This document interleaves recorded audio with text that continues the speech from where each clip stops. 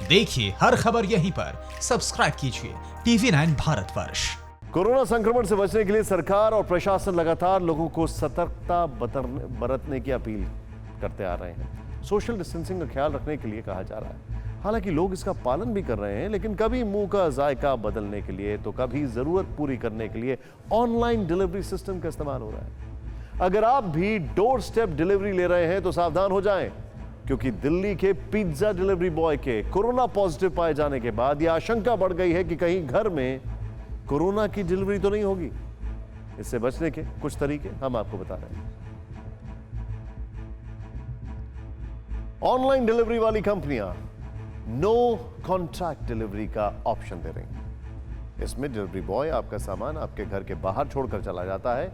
आपको इसकी confirmation notification भी मिल जाती है। इसे अपनाकर आप किसी भी बाहरी व्यक्ति के संपर्क में आने से बच सकते हैं। इसके अलावा आप सावधानी बरतकर भी आने वाले खतरे को टाल सकते हैं। डिलीवरी बॉय को पार्सल दरवाजे के बाहर रखने के लिए भी कह सकते हैं।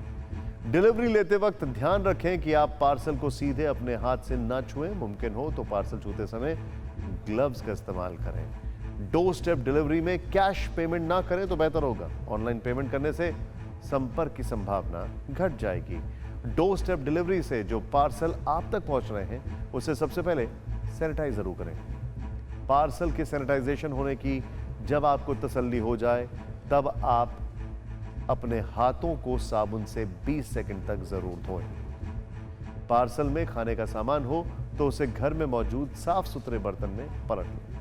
बाहर से आए खाने को घर में ओवन या चूल्हे पे करीब 1 से 2 मिनट तक गर्म जरूर करें।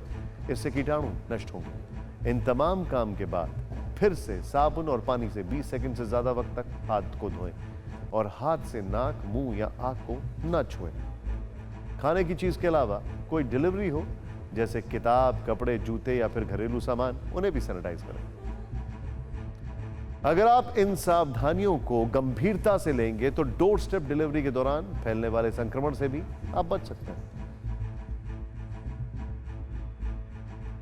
क्या आपने कभी सोचा कि ऑनलाइन शॉपिंग के दौर में सबसे ज्यादा नुकसान किसका हुआ है? उन करोड़ों दुकानदारों का जो मोहल्ले के नुक्कड़ पर दुकान चलाते हैं। आप ऑनलाइन की चमक में उनको भूल ही गए थे, लेकिन हमें इनकी फिक्र है।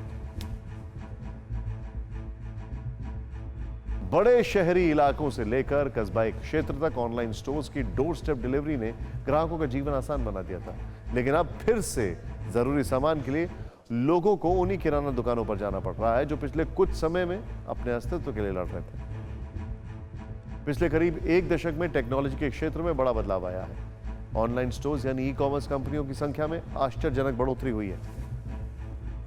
प्रत्यक्ष विदेशी निवेश के कारण बड़े बड़े डिपार्टमेंट स्टोर्स में भी भारत में खुले हैं। Amazon, Flipkart, Spencer's, Grofers, big basket, Snapdeal जैसे ऑनलाइन चेन बन गई। पारंपरिक किराना दुकानों का पूरा सिस्टम खत्म होने की कगार पर पहुंच गया। लेकिन महामारी का रूप लेकर कोरोना क्या आया, पारंपरिक किराना दुकानें इन बड़े बड़े स्टोर्स पर भारी पड़ गईं।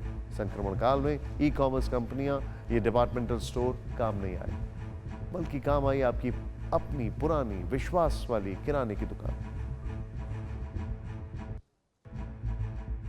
करीब 5 साल पहले एफडीआई यानी प्रत्यक्ष विदेशी निवेश को मंजूरी मिलने के बाद ई-कॉमर्स कंपनियों की रफ्तार पकड़ने के बाद एक वक्त ऐसा आया था जब छोटी छोटी किराना दुकानों को अपने अस्तित्व के लिए लड़ना पड़ा। छोटे छोटे दुकानदारों ने इसे उनकी रोजी रोटी छीनने का साजिश तक बताया था, लेकिन पिछले करीब 1 महीने से यही किराना दुकानें पूरे देश में जरूरी सामानों की आपूर्ति कर रही हैं।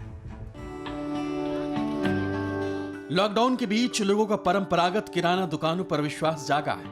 इस विश्वास को देखते हुए सरकार भी लॉकडाउन में किराना स्टोर से सीधे घर तक डिलीवरी देने का नेटवर्क बनाने की कोशिश कर रही है।